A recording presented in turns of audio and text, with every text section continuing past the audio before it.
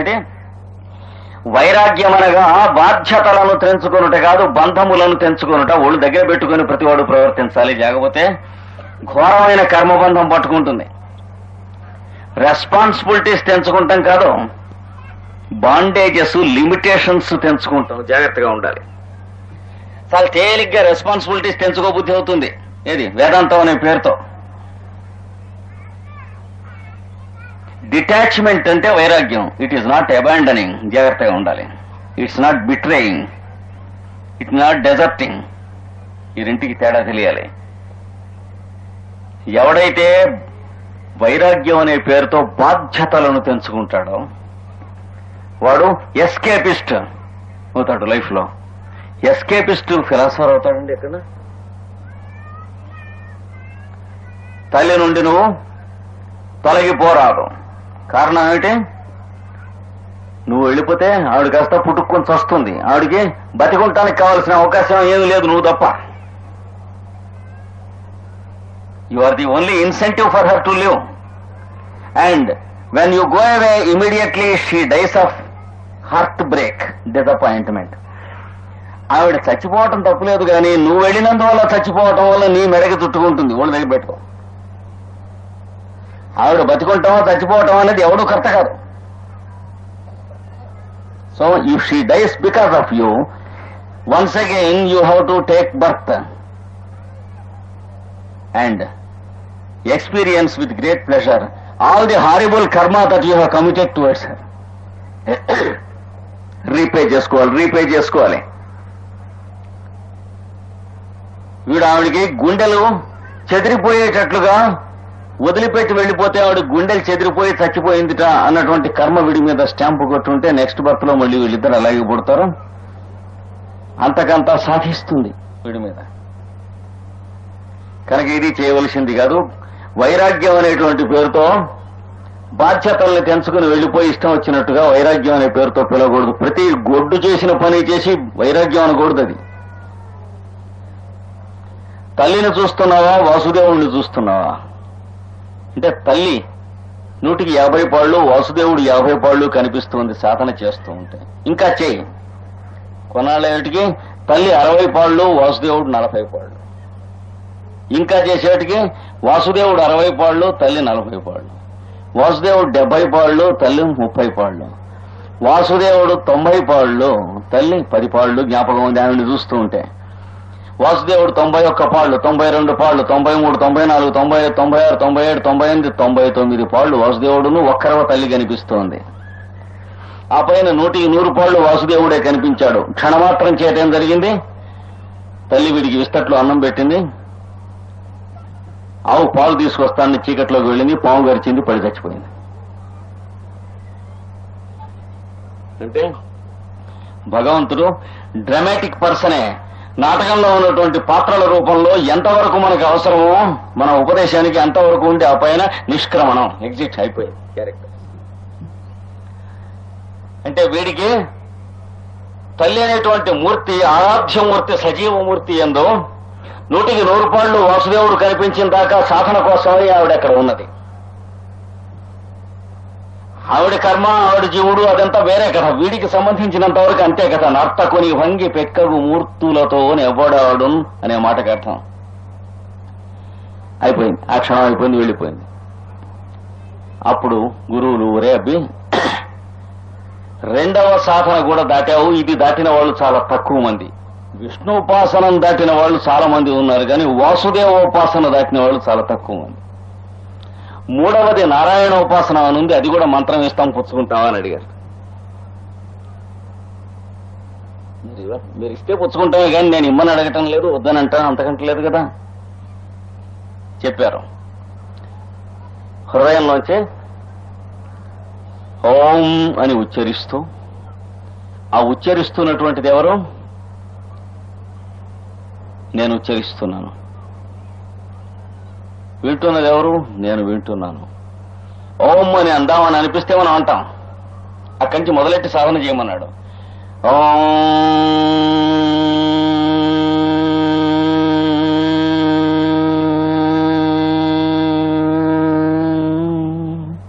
ఉచ్చరించండి, వినండి. ఉచ్చరించండి, వినండి. ఇదొక్కటే విద్య, వేదాలు మొత్తం మీద, ఉపనిషత్తులు మొత్తం మీద, పురాణాలు మొత్తం మీద, ఇన్నిట్లోనూ భాగవతం, భారతం, రామాయణం ఇన్నిట్లోనూ అంతర్లీనమైన కథ ఏమిటి? ఓమిత్యేతదక్షరం ఉద్గీతం ఉపాస్యేత. ఓం అనేటువంటి అక్షరం ఒకటిని పెద్దగా కంఠంతో ఉచ్చరించి దాన్ని వినండి, మిగతా ద్వారాలని తెరుచుకుంటాయి. నెక్స్ట్ ఏం ద్వారం తెరుచుకుంటుంది? నేను ఓం అని ఉచ్చరిస్తున్నాను అని ప్రారంభించండి అన్నాడు. తర్వాత నేను ఓం అని ఉచ్చరిద్దామని అనిపించింది గనక ఉచ్చరిస్తున్నాను. ఓం అని ఉచ్చరిద్దామని అనిపించింది ఎవరికి? నాకు. అంటే సాధకుడికా? సాధకుడు లోపల అనిపించినటువంటి అంతర్యామికా? భగవంతుడికా?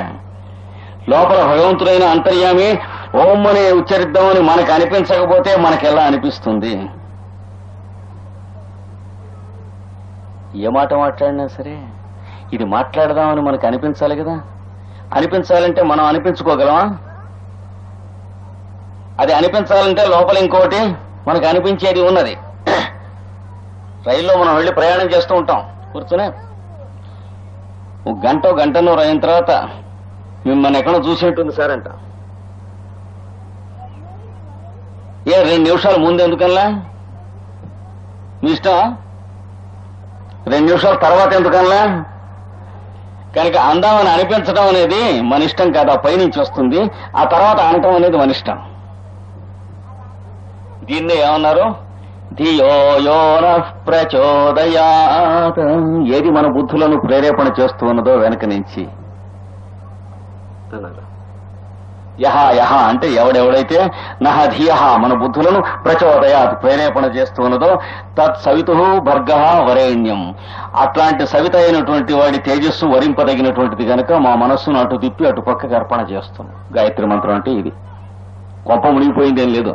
సభల్లో చెప్పకూడదురా, చేతి ఎవడన్నా వినిపోతాడు కానీ ఏం లేవు. ఆడవాళ్ళు వినకూడదురా, కొంప మునిగిపోతుందిరా, ఏమి ఉండగవు. అధ్యాత్మ విద్యలో ఆత్మలు ఉన్నారు కానీ ఆడవాళ్ళు మొగాళ్ళని లేరు. ఆడవాళ్ళు మొగాళ్ళను ఇంకేదన్నా అవసరానికైతే ఉంటారు కానీ ఉన్నటువంటిది లోపల జీవులే అందరికీ ఉన్నది. అంటే ఈ మంత్రాలు ఆడవాళ్ళు చేయొచ్చా, మొగాళ్ళు చేయొచ్చా? లోపల జీవుళ్ళకి ఆడవాళ్ళు మొగాళ్ళు లేదు, చేయకూడదని ఎక్కడా కూడా ఏ శాస్త్రంలోనూ చెప్పబడి లేదు. కాకపోతే కలియుగంలో ఇవి చేసే వాళ్ళ సంఖ్యను తగ్గించడం కోసమని కలిపురుషుని యొక్క పాపమూర్తులు కొంతమంది ఇది చేయకూడదు, అది చేయకూడదు, ఇది చేయకూడదు. యూ షుడ్ నాట్స్ చెప్పారు. డూ నాట్స్ కాదు. బాగుపడాలంటే చెప్పాల్సిందేంటి? ఏం చేయాలో చెప్పాలి. అందుకనే బైబిల్లో ఓల్డ్ టెస్టిమెంట్లో చూస్తే మొట్టమొదట దేవుడి దగ్గరికి మోసెస్ వెళ్ళినప్పుడు do not steel, do not commit adultery, 10 do not 10 commandments. అక్కడి నుంచి మానవుడు పురోగమించి వచ్చిన తర్వాత జీసస్ దాకా వచ్చేటప్పటికి ఏమని వచ్చింది? జీసస్ డూ నాట్ లేని చెప్పలేదు, లవ్ దై నైబర్ యాజ్ దై సెల్ఫ్. డూ నాట్లు కాదు కావాల్సింది. కుర్రాడు బాగుపడాలంటే ఒరే జేబులో డబ్బులున్నాయి అవి ఎత్తుకుపోయావంటే చంపేస్తాను అని చెప్పడం కాదు. అంటే ఎత్తుకుపోవటం ఒకటి ఉంటుందని వాడికి తెలుస్తుంది. అలా చెప్పేందువల్ల కామక్రోధాలతో మగ్గిపోకండి అని చెప్పకూడదు, వేటితో మగ్గాలో చెప్పాలి. తప్పులు చేయకండి అని ఏ తప్పులు చేయకూడదో అన్ని లిస్టు చదవకూడదు. వాళ్ళ దగ్గర ఏ ఒప్పులు చేయాలో వాడి ప్రోగ్రామ్ ఇవ్వాలి. వాడు మనతో ఈక్వల్ గా ట్రీట్ చేసి కుర్రాడిని వాడు ఏం చేయాలో వాడికి కార్యక్రమం మనం ఇస్తే వాడు బాగుపడతాడు. కానీ అది చేస్తే చంపేస్తాను, ఇది చేస్తే డొక్క చింపేస్తాను, చీరేస్తాను, విని చంపేయటం, డొక్క చింపేయటం, చీరేయటం ఉన్నాయని తెలిసి అవన్నీ మనం చేసేస్తాడు వాడు. ఎందుకంటే వాడికి నేర్పిన ఆది గురువులం మనమే కదా. కనుక be positive in your approach. Negative approach లాభం లేదు.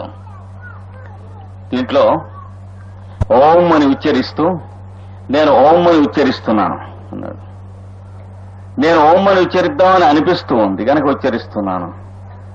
ఓం అని ఉచ్చరిద్దామనే సంకల్పం కలిగింది కనుక ఉచ్చరిస్తున్నాను. ఓం అని ఉచ్చరిద్దామనే సంకల్పం కలిగించినటువంటి వాడు ఉచ్చరింపజేస్తున్నాడు కనుక ఓం అనే కంఠంలో ఉచ్చరించేది కేక అన్నారు. అందుకనే ఏం కేక అది? భగవంతుడి వాచకం అన్నాడు. తస్య వాచక ప్రణవ అన్నారు పతంజలి గారు. అంటే అర్థం ఏంటి? తస్య వాచక అంటే భగవంతుడి పేరు అది అన్నారు ఓం అనేది. మానవుడు వచించున్నది, అంతేకాకుండా భగవంతుడు మనలోంచి వచించేది. అంటే it is a call which man does to call God. It is a call which God does to make man call him.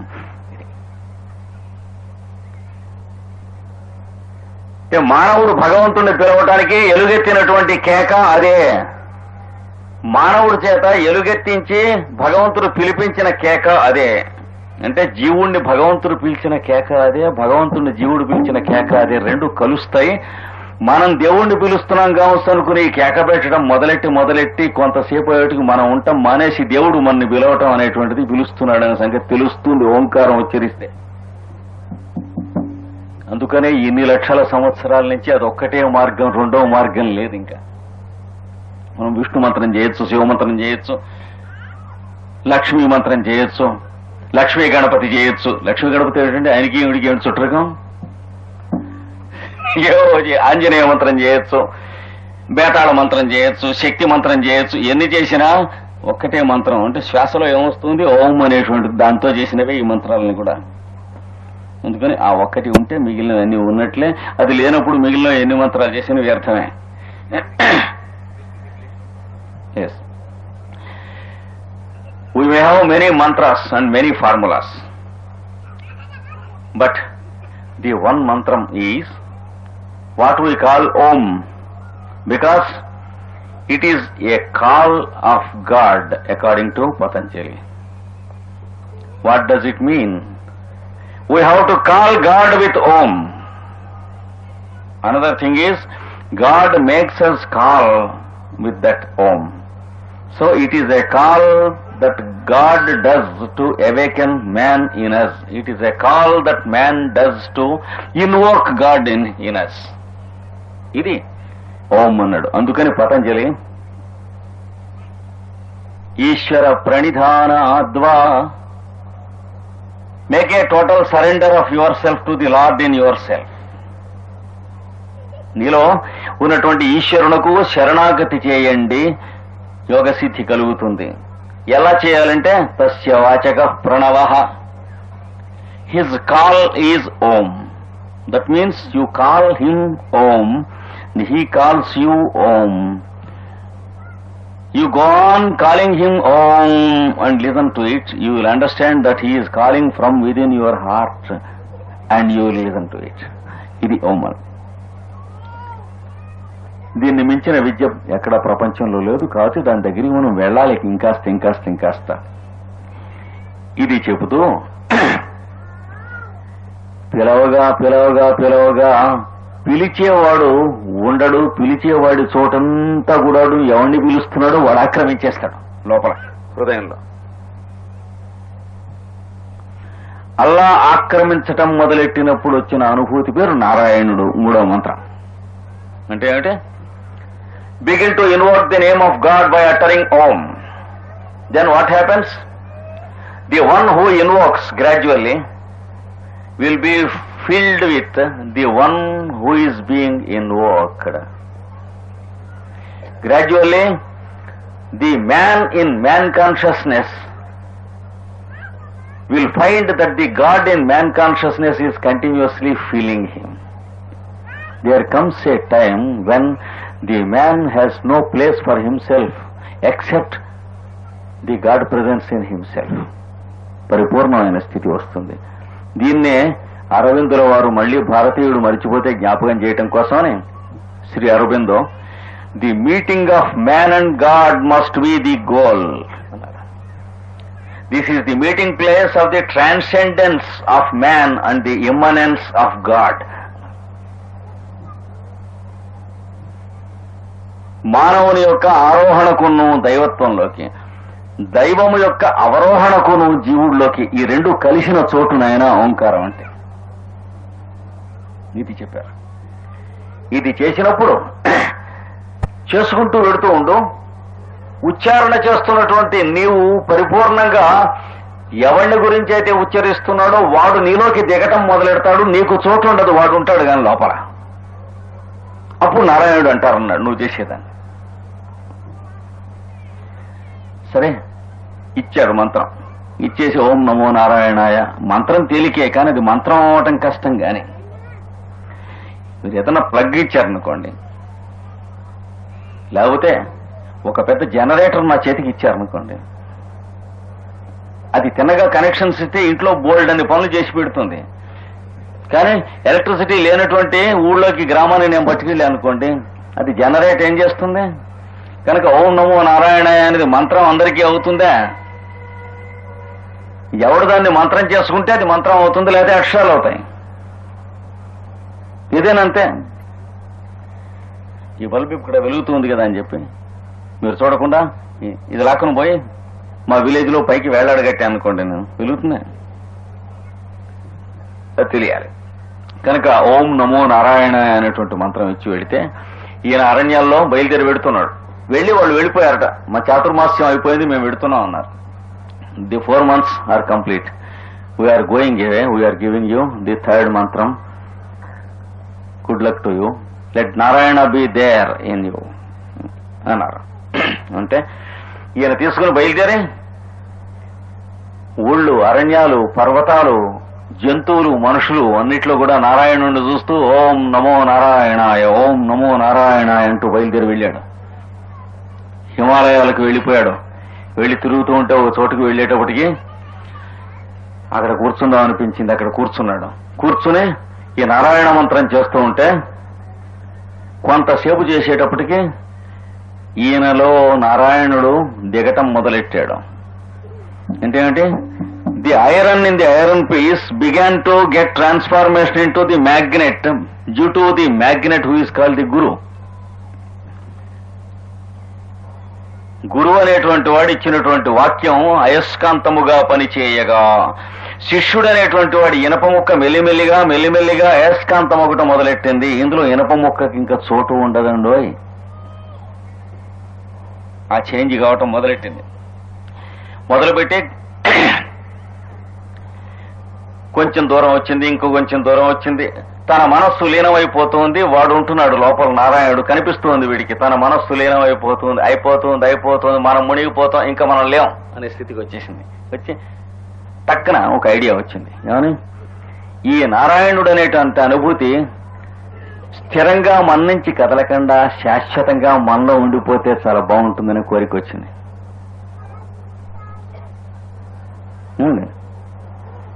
So when he was uttering Narayana, when he is uttering Om, God was gradually replacing man. God consciousness replaced man through slow degrees. Almost man was lost in God consciousness. The last trace was there. Then the man got an idea. How nice it would be if this God lives with me permanently and forever. ఇంతలోకి ఏం జరిగింది? ఎప్పుడైతే కోరిక వచ్చిందో, ఎవడుంటాడు? కోరుకున్నవాడు ఉంటాడు, కానీ నారాయణుడు ఉండడు. అయిపోయా. తప్ప నారాయణుడు మాయమైపోయాడు, తనున్నాడు నారదుడు. లోపల చూసేవాడికి ఖాళీ కుర్చీ ఉంది, ఆయన కాస్త వెళ్ళిపోయాడు. వరే మోసం అయిపోయింది అనుకున్నాడు. వెంట పొరపాటు చేయదారిపోయింది. The moment he got the idea that God should be there permanently in his heart,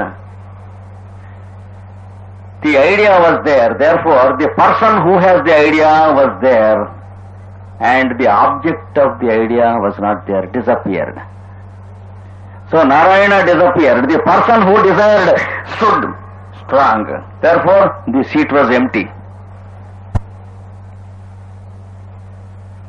అప్పుడు గబగబా లేచినందున్నారు, కొమ్మ పోయింది, పట్టుకోండి, నారాయణను పట్టుకోండి అన్నాడు. రైలు ఎక్కాడు. రైళ్లు వెతికించి, బస్సులు వెతికించి, ఎక్కడ కనిపిస్తాడు ఇంకా? ఎవరెవరో పాయపోయారా, వాడు ఎక్కడ పోయాడో పట్టుకోండి, ఊరు 4 పక్కల పోలీస్ స్టేషన్కి టెలిఫోన్ చేయండి. ఇంకేం చేసినా ఏం లాభం లేదు. అంటే మళ్ళీ నారాయణ ఎక్కడ, నువ్వు పొరపాటు అయిపోయింది అంటే పెద్దగా ఏడవటం మొదలెట్టాట. దిక్కులకు పరిగెట్టి ఆక్రందనం చేసేట, దిక్కులు ప్రతిధ్వనిచ్చేట్టు నారదుడు. So he began to shout and cry and weep. Don't empty my chair, please occupy it, be here once again, you be here.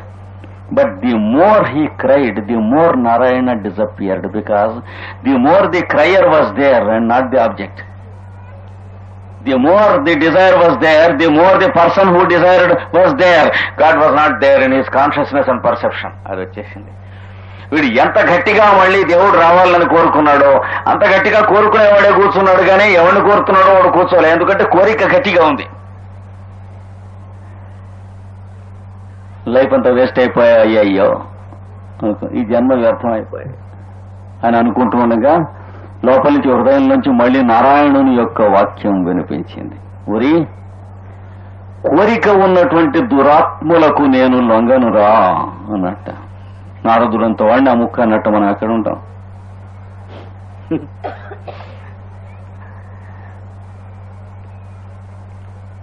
కోరిక ఎక్కడుందో అక్కడ కోరేవాడు ఉంటాడు, కానీ ఎవరిని కోరుతున్నావు వాడు ఎందుకుంటాడు చెప్పట. So I the lord God, I am one in all. తప్పుడుగా అనువాదం చేశారు బైబిల్లో. I the lord God, I am a jealous God అని అనువాదం చేశారు. చూసుకోండి, ఎక్సోడస్ బుక్ లో I the lord God, I am a jealous God అని అనువాదం. జెలస్ గాడ్ కాదు, అనన్యుడు అని ఉంటే మూలంలో ఈ ఇంగ్లీష్ లోకి తప్పుడుగా జెలస్ గాడ్ అని అంటే ఒక్కడే ఉన్నాను, రెండో వాడు ఉండడు అని చెప్పాడు. కనుక నువ్వుంటే నేనెందుకుంటానన్నాడు. నేనైనా ఉండాలి, నువ్వైనా ఉండాలి కానీ ఆ కుర్చీలో, హృదయం అనే కుర్చీలో. So I am not there when you are there in the form of a desire. You desired that I should be there. When I am already there, why should you desire? అది వాడు చెప్పింది. నువ్వు అడిగితే వచ్చానా, అంచేత నేను వస్తూ ఉండగా నువ్వు మళ్ళీ అడగటం ఎందుకన్నాడు, మధ్యన అడుక్కుంటాం నారదుల వారికి. అందుకని ఈ జన్మకి అయిపోయింది, ప్రస్తుతం ది కర్టెన్ ఈజ్ డ్రాప్డ్. అయితే ఈ టికెట్తో రేపు వచ్చి మళ్ళీ డ్రామా చూడండి అన్నాడు. చూడు వచ్చే జన్మలో మళ్ళీ దీని వ్యవహారం చూసుకోండి అన్నాడు. అప్పుడు శరీరం విడిచి నారదుడు, అంటే కావాలని విడవలే, శరీరం వదిలిందాక వేచి ఉన్నాడు నారాయణ మంత్రమే చేస్తూ. విడిచిన తర్వాత మళ్లీ శరీరం పొందటానికి మరీ కల్పాంతం దాకా పట్టింది. అంటే మళ్లీ మామూలుగా జన్మ రాలేదు ఆయనకి. వచ్చే కల్పంలో పరమ గురువులలో వీడిని కూడా ఒక గురువుగా చేసి, ఆ గురువుగా చేసినటువంటి జ్ఞానం ఈయనకి ఇచ్చి, సర్వాంతర్యమైనటువంటి నారాయణుని యొక్క దేహం ఈ నారదుడు అనేటువంటి జీవి చైతన్యానికి ఇచ్చి లోకానికి పరమ గురువుగా నారదుణ్ణి చేశారు. అప్పటికి ఇది నారదుని పూర్వజన్మ వృత్తాంతం. అందుచేతనే వాల్మీకి మహర్షి రామాయణం రాయటానికి ఈయనే ఉపదేశం చేయవలసి వచ్చింది నారదుడే. నారదుడు పెడుతూ ఉంటే నారదం పరిపప్రచ్ఛ వాల్మీకి మునిపుంగవం. వాల్మీకి నారదుడిని అడిగట, ఏమని అడిగట, ఈ లోకంలో ఎవడున్నాడు మహానుభావుడు కావ్యం రాద్దామంటే, అంటే ఎలాంటి వాడు కావాలి అని అడిగట నారదుడు. అంటే ఇలాంటి వాడు కావాలి అని చెబితే, నువ్వే చెప్పావు కదా ఎలాంటి వాడు కావాలో, ఇంకా నేను చెప్పడం రాసే కావ్యం అన్నట్ట.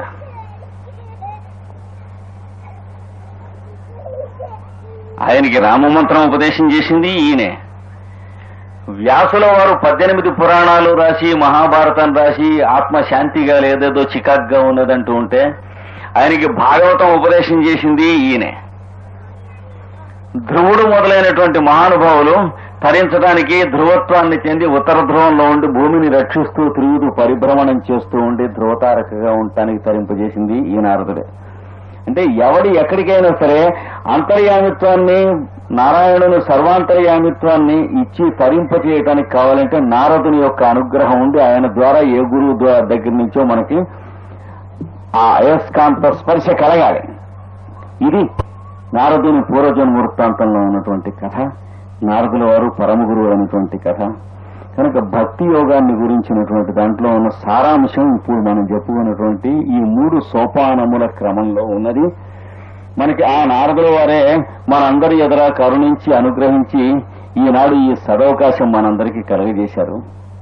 కనుక మనం ఎవరికి కృతజ్ఞతలు తెలుపుకోవాలి.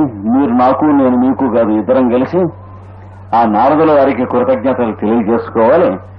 మరల ఎప్పుడు అనుజ్ఞ ఇస్తే అప్పుడు మళ్ళీ మనం అంతా కలుసుకుందాం. ఈ లోపల ఆ నారదునిచే లోకమునకు ప్రతిపాదింపబడిన నారాయణుడు, వాసుదేవుడు, విష్ణువు. అందుకనే విష్ణు సహస్రనామం దేంతో ప్రారంభిస్తుందండి? విష్ణునామంతో. విశ్వంబు విష్ణుండు వేరెవ్వడు లేడు, విశ్వం విష్ణురు వషట్కారో భూత భవ్య భవత్ ప్రభు. విష్ణు సహస్రనామం దేంతో పూర్తి చేస్తారండి? శ్రీమన్నారాయణో విష్ణురు వాసుదేవోభిరక్షతో. ఈ మూడే సోపానములు: నారాయణుడు, విష్ణువు, వాసుదేవుడు. అలాంటి నారాయణుడు, విష్ణువు, వాసుదేవుడు అయినటువంటి వాడు మిమ్మల్ని అందరినీ మీ హృదయాల్లో ఉండి కాపాడు. ఎప్పుడెప్పుడు ఏమేమిటి మీ హృదయాల్లో ఇది చెయ్యండి నాయనా, ఇది చేయండి తల్లులు, తండ్రులు, పిల్లలు, మనవలు అని మీకు చెబుతూ ఉండి సత్సంకల్పాలను మీకు కలిగించి తర్వాత తానే మీ హృదయాల్లో ఉండి తానే నడుపుతూ మీ హృదయములకు సారథి అయి గీతోపదేశం కూడా చేసి చిరకాలం ఆయురారోగ్య ఐశ్వర్యములతో మిమ్మలను, మీ పిల్లలను, మీ పరివారాన్ని, కుటుంబాన్ని వర్ధిల్లజేయుగాక అని చెప్పి ఆశీర్వదిస్తున్నాను. స్వస్తి ప్రజాభ్య పరిపాలయంతాం న్యాయేణ మార్గేణ మహీం మహీషాః గోబ్రాహ్మణేభ్య శుభమస్తు నిత్యం లోకాః సమస్తాః సుఖినో భవంతు. పరివారాన్ని, కుటుంబాన్ని వర్ధిల్లజేయుగాక అని చెప్పి ఆశీర్వదిస్తున్నాను. స్వస్తి ప్రజాభ్య పరిపాలయంతాం న్యాయేణ మార్గేణ మహీం మహీషాః గోబ్రాహ్మణేభ్య శుభమస్తు నిత్యం లోకాః సమస్తాః సుఖినో భవంతు.